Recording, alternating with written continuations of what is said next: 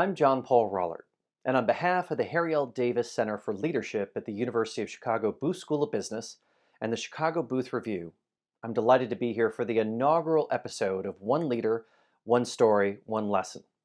Today we have joining us Ghian Foreman. Ghian is the president and CEO of the Emerald South Economic Development Collaborative and the president of the Chicago Police Board. Ghian, it's great to have you here with us. Thank you very much. Glad to be here.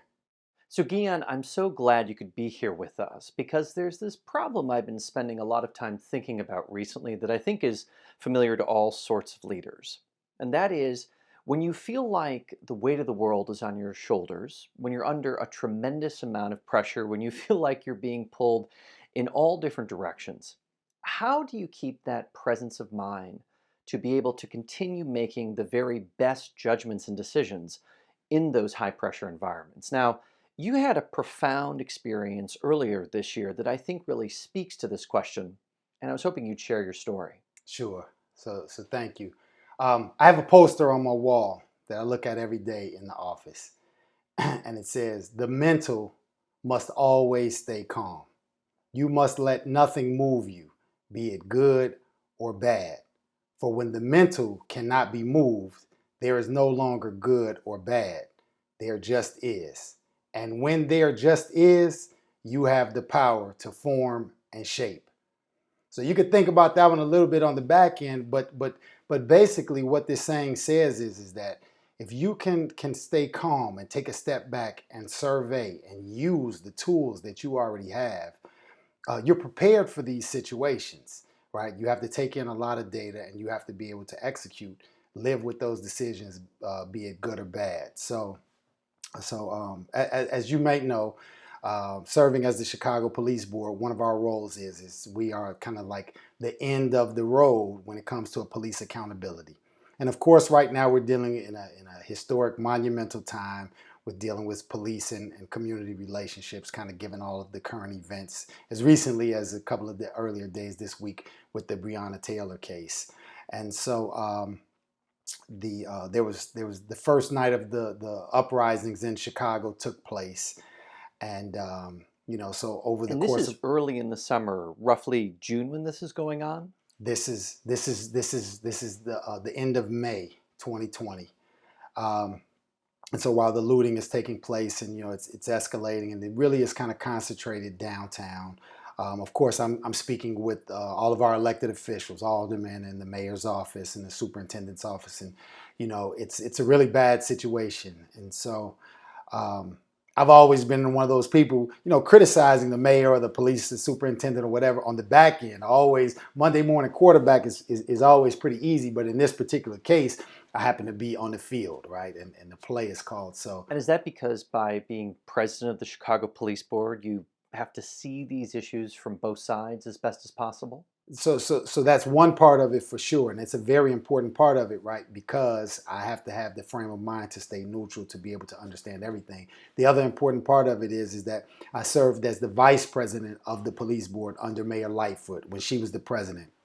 So we have a very good working relationship, and I would dare to say that she counseled, she asked me for advice on certain issues, and so we kind of go back and forth to make sure that she's getting complete information when she ultimately has to make a decision that she has to ultimately be the one to live with, and so I have to have the presence of mind to be able to present her with the clear evidence. If she asks me for feedback on something, I have to be able to process it quickly, think about all the potential ramifications, upsides, downsides, and then be able to make a decision that ultimately one can live with. And so it was a terrible night. Nobody got a chance to sleep, and so I got an opportunity to talk to the mayor early the next morning, and obviously she was upset, right? Just like the majority of people were upset. And it was my job to then make sure that she saw a different opportunity to understand what are the alternatives.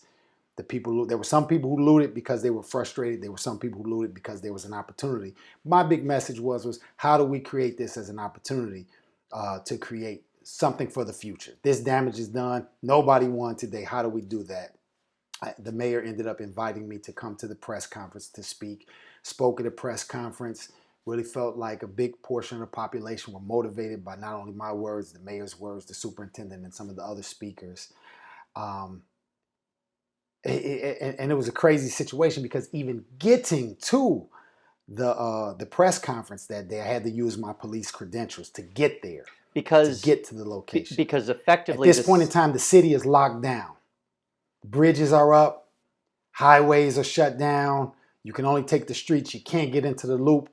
I have to make phone calls to the highest level, show my police credentials in order to get on to I-55 or 9094. Everything is shut down. So it's very dystopian. I'm the only car on the expressway. I'm in a rush to get, we give the press conference. On the way back, I can't use police credentials to get back home, so I have to take the streets. And sure enough, the looting is into the communities at this point, kind of worst case scenario. So now there's mayhem all over the city. As my wife would say, I make the unwise decision to park my car and get a couple of friends because I saw looting taking place in an area where a lot of my personal real estate holdings are. So I feel very vested in that community. It's the community I grew up in. And although I don't own those particular stores or those particular businesses, it's a part of my community. So I put it on social media. I had about 15 people, friends, some people I didn't even know come out. We worked hand in hand with the police. We were able to get the looting settled to a minimum, really stopped. But so we were able to stop one place for the looting, but the city was pretty much out of control. I went home, felt very tired, took a shower, picked up my camera, decided to just kind of go take a walk. And just a neighborhood walk, a walk that I've made 100 times. And I'm walking down the street and I start to see a crowd approaching. And at this point, you're actually right near the University of Chicago. You're right in the middle of Hyde Park, right? I'm on 53rd Street, Hyde Park. I grew up in Hyde Park. I used to bag groceries at what's now Hyde Park Produce. It was Mr. G's. So I'm taking my normal walk, the same walk I've taken, every week of my life practically. It's footsteps away from where I grew up and from where I live right now. And I'm walking down the street and all of a sudden I see a sea of people walking towards me. And I'm like, what is going on? I didn't really pay a lot of attention. There were police lined up. My normal thing when I speak to police, they don't know who I am, that I'm the president of the police board. I typically speak to them. Good afternoon, officer. Good afternoon, officer. Be safe. That's my typical thing. I don't think too much of it. And it's looting taking place. So, of course, the police should be here. And I see a young man who I mentored, who previously had some trouble with the law. I see him. And just, again, I'm not thinking anything, but I see the protest and I tell him, man, be safe. 45 seconds later, I saw a melee occur. I saw the police hitting protesters with batons. I saw protesters hitting police with bottles. It was a complete melee. Something that in my role as police board, I typically get a chance to see from an evidence perspective. When I'm reviewing a case, this is the kind of information that we have to observe. And now I'm in the middle of it.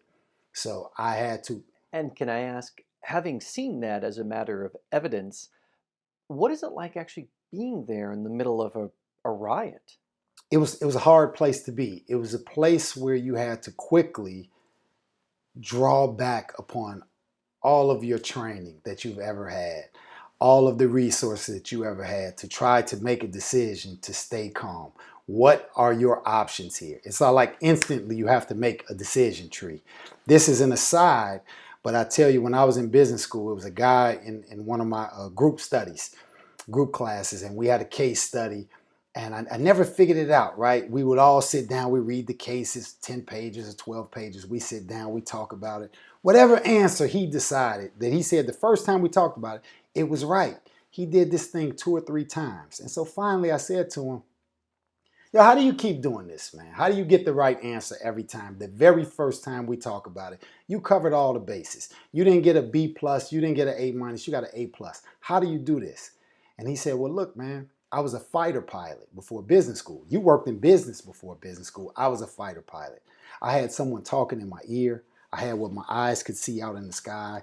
I had someone sitting in the back seat telling me what to do. And I had all these gauges that I had to observe all at the same time. No one gauge was more important than another.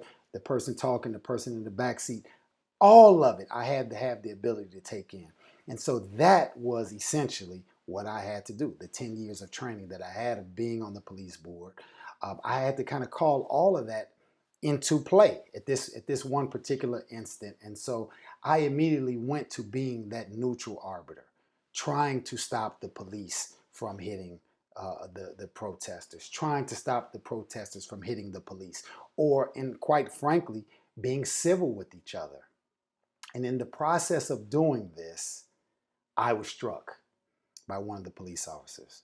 Now, typically, the supervisors would typically know who I am, but this is a special occasion, right? This is an occasion like no other. I'm going out for a walk. I have on a hoodie, right, like I would normally wear. I have on my sunglasses like I would normally wear, but I have on a mask. You don't know if I'm 46 years old or if I'm 26 years old. The police officer he also had to take in a lot of information at once and make a decision, right? Did he make the right decision? I don't think it was necessarily the appropriate decision, but kind of given the situation that he was in, I kind of understood and said, wow, here's an opportunity. Rather than looking from a punitive perspective, I looked at it from a perspective of how do we get a victory here, right? And so there was a lot of information that I had to take in at once. When I was But hit, can I ask, I mean, you're hit. You're bodily hit. I've never been hit like that before by a policeman or anyone else. I mean, with a bat, I presume, or a nightstick. The natural human response is just to shove someone away. I mean, how did you keep your restraint? I mean, take me into it. What was going through your mind at that moment? yeah, so I'm African American, obviously, but I'm also Native American, right? And so I've heard stories from my family from the Trail of Tears. I've heard stories from my family, from escaping the KKK, right? So all of that is already in me from a DNA perspective, but I've also heard the stories over time. I've seen Eyes on the Prize, and I've seen Martin Luther King. My immediate reaction was like, how in the beep is this happening to me? How did I get here? I was out for a walk. How did I get here? I literally felt like I time traveled back to something that I saw on Channel 11 on public television. Because that's what I read. I read history. I watch history. And again, I've studied martial arts. I've studied boxing. So your immediate reaction is you get hit, pop, you hit back. I had to calm myself immediately to say, no, that's not the right way that we need to do this. It's not going to help the situation. And by the way, my leg really hurts. So I'm probably going to lose this fight. So this is not the route that we need to take. So I had to take a deep breath to let the mind calm down. Because if the mind is calm, and you have the power to form and shape. So I used my resources appropriately at that point. I spoke to the commander. I thought the situation wasn't being handled right. But at that point in time, the commander had a lot that he had to deal with. I saw a lieutenant who I've known from working in the neighborhood.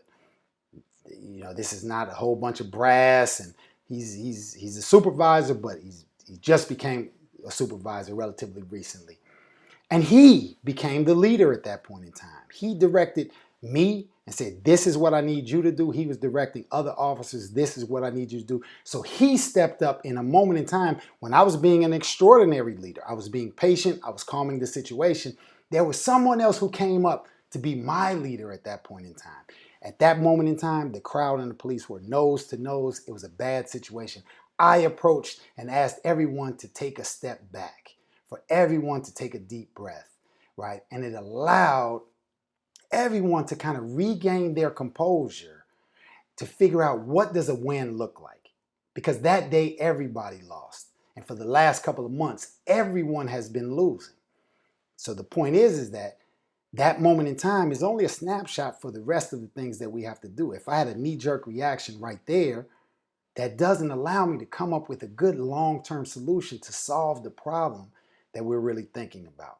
So when I think back to how did business school prepare me, it certainly did not prepare me for something like this, but it did prepare me with the ability to make decisions based on the evidence that I have, right? Rational evidence. And so that was kind of what I drew upon. I didn't pull out a case study and say, this is what I'm going to do. I had to take a lot of information at once, think about all of the possible outcomes, choose the best one. And like Jay-Z says, you got to be willing to live with regrets. I'm curious, Ghian, this ability to take a breath, take a step back, which is difficult under the best of circumstances, and what you're describing is far from those types of circumstances. It seems like this is something that we too rarely do. And I'm curious for you, how do you do that, whether it's in the boardroom or in the situation you're describing out in the streets? Take a step back, take a breath, and have that presence of mind to kind of make the best decision in a set of really high pressure circumstances.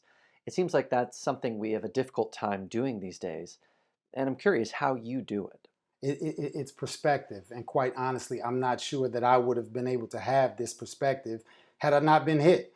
When I got hit, I called a high ranking member of the police department. And I could laugh and joke about it at the time. I mean, I couldn't walk for about 6 days.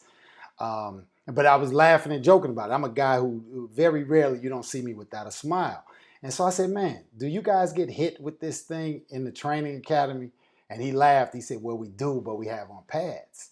And I said, well, I could understand why this is a very effective tool, right? You don't need to hit a person 5, 6, 7, 8, 10 times. You can hit them twice and they're out for the count. So I'm curious, Ghian, so much of the experience of leadership is people watching you, evaluating you, seeing what your reactions are in real time. And so here you have a situation where you have the protesters on the one side and the police on the other. And you show this incredible restraint in the face of tremendous physical bodily harm. Now that it's all said and done, I'm curious to know how other people have reacted to you in light of the way you handled this situation and the leadership you exercised. Yeah. So it's a good question, and I'm going to answer it. And at the same time, it really doesn't matter to me, right? Because I know that what I did was the right thing for the right reasons. I mean, I've had people who think I'm a hero. Some of my daughter's friends were out there, and they say I'm the OG now, you know? And so the GOAT, right? Because they saw me stepping up and stopping the police. Police saw me stopping protesters. So they thought, wow, he's a really fair guy, right? And guess what? Both of those perspectives can be right at the same time, right? I didn't choose a side. I had to have the peace of mind to kind of calm down to be able to say, again, what is this best kind of option that where everybody gets a win? And so I think it's important to have the presence of mind to understand short, medium, and long-term goals. And if one can have that presence of mind to calm down, observe, take in as much information, right? Again, I'm gonna bring this back to business school terms. Um, Efficient markets, right? If the information is out there, it's publicly available, we know how to price this thing. So let's take in as much information as we can. We know that some things aren't right with police, community. We know that. So if we can all, what can we agree upon? Much easier for us to figure out what's different, to figure out what we have in common, what we can all agree upon. That's a lot harder work. I mean, like a lot harder work. If you're married, you know exactly what I mean. But I just celebrated 23 years of marriage, and it's because we have to find that we can always find a way to argue. What can we find that we can agree upon? And this is the hard part. And so sometimes it's the little details that we just have to spend some time working on. So, Guion, reflecting on this experience and the extraordinary leadership you exercised during it, I'm curious, by way of a final question, is there one central lesson that we can take away from your experience? One that we can not only apply, say, to our professional lives, but maybe our personal lives as well? Man, this might not be what your audience is looking for, but I'm just gonna keep it real. There's so much of imbalance right now that exists in our worlds. It's not even a tale of two cities. During this pandemic, a group that I'm a part of, we gave out 10,000 bags of groceries. That problem didn't go away because school started. That problem didn't go away because we had to get back and focus on our jobs. That problem absolutely still exists. There's a ton of kids that don't have access to get onto their computers right now and learn. My daughter has access to go to 2, 3 rooms in the house, two or three, 4 computers in the house, right? But that's not what we're living with. I was 24 years old the first time I ever called the police for hearing a gunshot because I was used to hearing gunshots. I didn't think it was normal. I could tell you if a gunshot was 6 blocks away. Why did that impact me, right? I can tell you that bullets went through the windows of my office 6 or 7 times when I worked on the southwest side of the city, and my wife begged me not to work there. But these are the conditions that people live in. The first time I heard an AK-47, it scared me. I thought it was a dragon outside of my office. And a young man who lived on the block so calmly, who was an intern for me, said, "Oh, that was an AK-47," and kept typing like nothing happened. And so it's easy for us all to get upset when there's a shooting on Rush Street or Michigan Avenue. But it's 10 shootings on 63rd Street or the West Side or the far South Side every day, but there's no outrage. So until we can see ourselves in the same vein that we see rest of humanity, we'll continue to have these problems throughout time. But if we can look together and say, man, how much do I really need to be okay? How much am I willing to invest in the lives of somebody like me? It was a guy who invested in me, who let me bag groceries at his grocery store, right? And so I think that this is the conversation that we have to really start having. Well, Ghian, it may not be what people are looking for, but I think it's what they need to hear. I hope so. Ghian Foreman, thank you so much for sharing your story. Thank you very much. It's my pleasure.